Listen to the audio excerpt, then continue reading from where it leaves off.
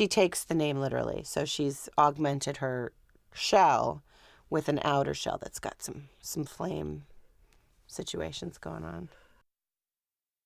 They meet Turbo through a snail race. Turbo has no idea what he's been put in. He sort of comes into this world of racing, and everyone's looking at him like the new guy, and everyone's on the starting line trying to psych him out, and that's where, we all come in and try to tell him he's going down, and then you see very quickly that once this snail race actually starts, that there kind of is no race at all. I mean, it's really pathetic. It's like the ultimate trash talking. Everybody's like psyching you out, like, I'm gonna get you. You're going down. You're like the last one, and you really think this unbelievable race is about to happen because they look tough.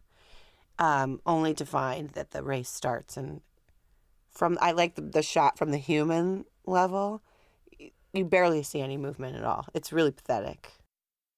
Turbo is not liked at first because they think he's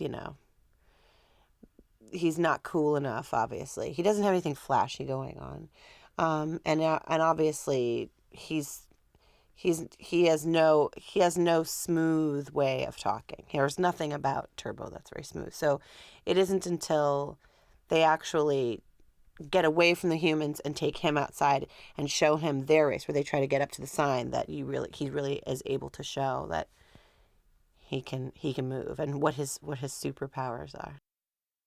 There is immediate admiration for Turbo once he shows he's not your average snail, which, I mean, it's really unbelievable what he can do. So in the snail world, it's got to be truly insane. Like, I think their minds have been blown forever. They've never seen a snail do what Turbo can do. And they're using, contraptions and fake outs to try to make it look like they're fast, and jumping on things and sliding down things. And Turbo's able to actually really make that happen. I think that's when the respect level there's no middle ground. It's just, oh, you're the man. I loved working with David Soren. He really, made me feel sort of handpicked to figure out this character together. He was in the room with me and sort of laughing through choices, good and bad, that we were sort of coming up together. And we both decided that we felt that Byrne chews a lot of gum. So I had a very large amount of gum in supply for my entire recording session time, which actually I got really sick of. You don't really chew that much bubble gum very often. At least I don't these days. And it was actually really funny hearing some of the lines come out of his mouth that he wanted Byrne to say, because David doesn't really speak that way, to say the least. So we had a really good time, and he gave me that freedom that is always really wonderful to play with staff and come up with things until we found what we really wanted. I liked the message to this story of a dreamer.